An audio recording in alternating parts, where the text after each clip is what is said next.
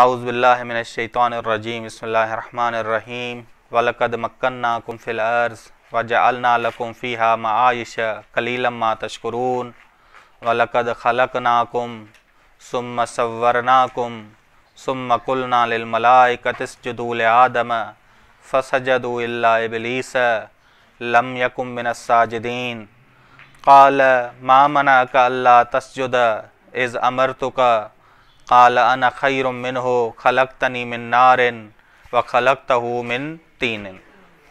سورہ اعراف کا ترجمہ اور تفسیری نکات، آیت نمبر 10، 11 اور 12 اہم جملے یہ سورہ اعراف کے علامہ طباطبائی کا نظریہ ہم پڑھ رہے ہیں کہ علامہ طباطبائی کے نظریے کے مطابق ہم تفسیر اور ترجمہ کرتے ہیں۔ وَلَقَدْ مَكَّنَّاكُمْ فِي الْأَرْضِ، مکنا ایک تو لام ہے، لام شروع میں تاکید کے لیے، لام تاکید کے لیے، اور قد بھی ہے، وَلَقَدْ مَكَّنَّاكُمْ فِي الْأَرْضِ، تم سب کو ٹھہرایا زمین میں۔ مکنا ٹھہرانا، یہاں تم سب کو قدرت دی، تمہیں مسلط کیا۔ کس پہ مسلط کیا؟ تم سب کو قدرت دی، تم سب کو مسلط کیا۔ کس پہ مسلط کیا؟ اللہ کے تسخیر شدہ نظام میں، نہ کہ قدرت اللہ کے مقابلے میں ہو، یہ ذہن میں رکھیے۔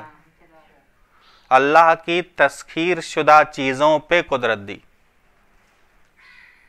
وگرنہ آپ قدرت اللہ کے مقابلے میں کہیں تو مشرک ہو جائیں گے۔ بس اللہ کے تسخیر شدہ زمین میں ہم نے تمہیں، اللہ کے تسخیر شدہ وسائل میں ہم نے تمہیں مسلط کیا۔ بس مکنہ مسلط کیا، قدرت دی، ٹھہرایا۔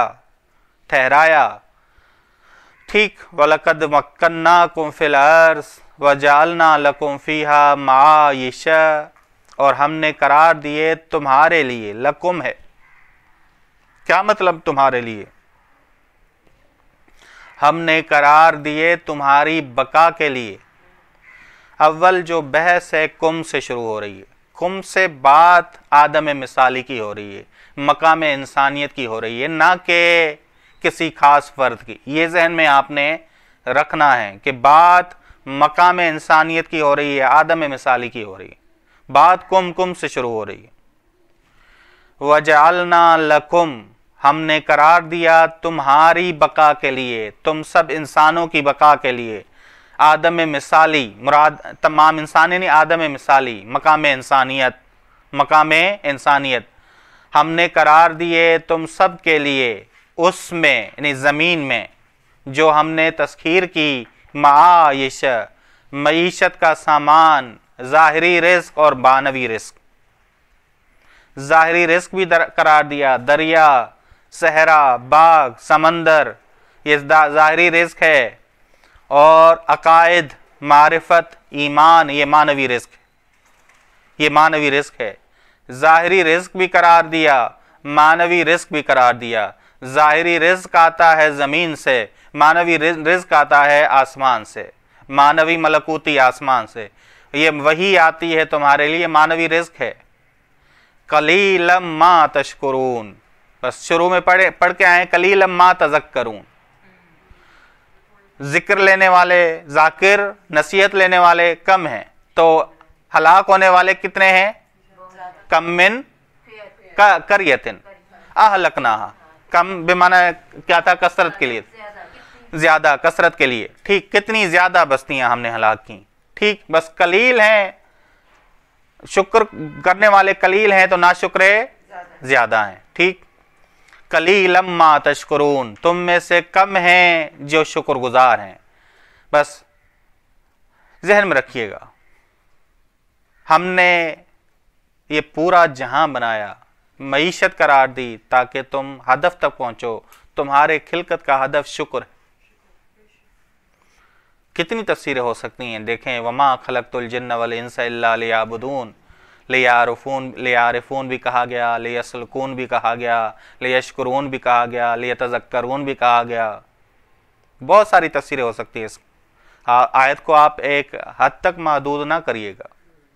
ٹھیک، لیتقون بھی آ گیا، لیعبدون لیتقون۔ ٹھیک، قلیلا ما تشکرون، تم میں سے کم ہیں جو شکر گزار ہیں۔ وَلَقَدْ خَلَقْنَاكُمْ ثُمَّ صَوَّرْنَاكُمْ ثُمَّ قُلْنَا لِلْمَلَائِكَةِ اسْجُدُوا لِآدَمَ، ہم نے تم سب کو خلق کیا، پھر ہم نے تم سب کو صورت دی۔ صورت بھی دو قسموں کی ہم سورہ آل عمران میں پڑھ کے آئے ہیں، صورت ظاہری ہے اور صورت باطنی ہے۔ ظاہری صورت بدن ہے، معنوی صورت روح ہے، روح معنوی صورت ہے ہماری۔ وَلَقَدْ خَلَقْنَاكُمْ ثُمَّ صَوَّرْنَاكُمْ ثُمَّ قُلْنَا لِلْمَلَائِكَةِ اسْجُدُوا لِآدَمَ، پھر ہم نے فرشتوں سے کہا کہ خضوع کرو آدم مثالی کے سامنے، مقام انسانیت کے سامنے۔ کیسے خضوع کرو کہ اس کی شرافت کو قبول کرو، ہدایت اور لوازمات ہدایت فراہم کرو، اسے ہدایت اور لوازمات ہدایت فراہم کرو۔ فسجدوا، ان سب نے سجدہ کیا، الا ابلیس، ابلیس تھا جو مقام میں فرشتوں جتنا مقام حاصل کر چکا تھا یا ان سے بالاتر ہو چکا تھا، لیکن کیا کیا اللہ کے اس حکم کا، اس نے انکار کر دیا، سجدہ کرنے سے انکار کر دیا۔ بس ابلیس نے سجدہ نہیں کیا، یعنی اس نے کہا کہ میں اس کو گمراہ کروں گا، میں اس کو کیا کروں گا، گمراہ کروں گا۔ لم یکم من الساجدین، وہ سجدہ کرنے والوں میں سے نہیں ہوا۔ کچھ چیزیں ضروری ہے کہ ہم جو کہتے ہیں کہ انسان کو گوندا گیا، یہ ہم پہلے اشارے دے چکے ہیں کہ یہ گوندا گیا، مٹی سے گوندا گیا، یہ ہمارے کیا ہیں، تینی مراحل ہیں، کہ پتلا وتلا نہیں بنا ہمارا۔ تینی مراحل میں انسان ماں کے شکم میں آیا، ماں کے شکم میں نطفہ، لوتھڑا، یہ ساری چیزیں، مضغہ، علقہ، یہ بنا، ٹھیک ہے۔ جناب آدم علیہ السلام بھی انہی مراحل سے گزرے، لیکن ماں کے شکم کے بغیر، یہ ذہن میں ہم پہلے کہہ چکے ہیں، اول چیز۔ دوسری، آپ لوگوں کا ایک ذہن میں آئے گا کہ جناب عیسیٰ نے جو پرندے کی مورت بنائی، پھر وہ کیا ہے، وہ مجسمہ کیا ہے؟ پھر بالکل غلط ہے، مورت نہیں تھی، بلکہ وہی جسم تھا جس کے اندر دل تھا، آنکھیں تھی، کان تھے، سب کچھ تھا، روح کے بغیر تھی، روح کے بغیر تھی۔ جیسے جسم سے جان نکل جاتی ہے تو اس جسم میں کیا ہوتا ہے، دل بھی ہوتا ہے، آنکھیں بھی ہوتی ہیں، کان بھی ہوتے ہیں، سارا کچھ مٹیریل موجود ہے، لیکن روح اس میں۔ بس جب بھی آپ قرآن میں جائیں تو پرندے کی مورت بنانے سے مراد وہ مجسمہ، اس مجسمے میں کہاں دل ہوتا ہے، اس مجسمے میں کہاں اندر کا مٹیریل ہوتا ہے، نہیں۔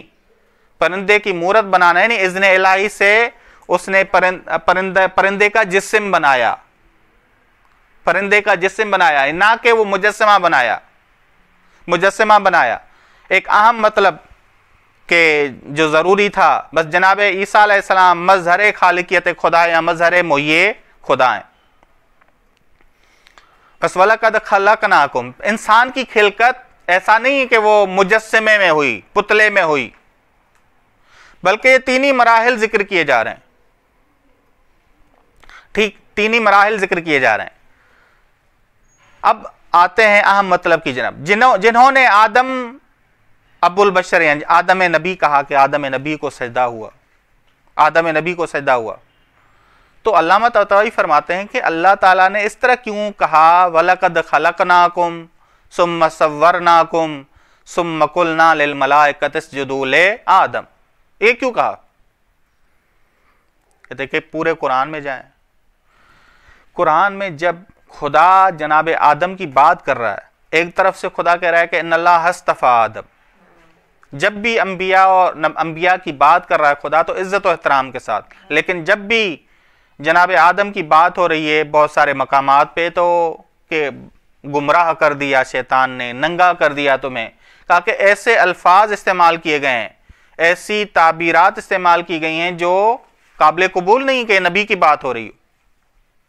وہاں سے پھر علامہ طباطبائی نے اس سورہ اعراف کو، ان آیات کو دیکھا کہ ان آیات میں کم خلق ہوا ہے، خلقناکم صورناکم یہ ذکر ہوا ہے، بس بات مقام انسانیت کی ہو رہی۔ تو علامہ طباطبائی فرماتے ہیں کہ اس طرح کیوں نہیں کہا کہ وَلَقَدْ خَلَقْنَا آدَمَ ثُمَّ صَوَّرْنَا آدَمَ، یہ کیوں نہیں کہا؟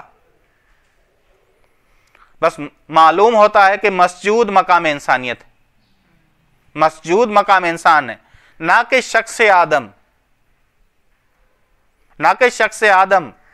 اسی طرح شیطان بھی مقام انسانیت کا دشمن ہے، نہ کہ صرف شخص آدم کا دشمن ہے، وہ آدم اور آدم کی ذریت کا دشمن ہے، آدم اور آدم کی ذریت کا بس حسد جس سے کیا گیا وہ صرف آدم ہے یا سارا مقام انسانیت ہے؟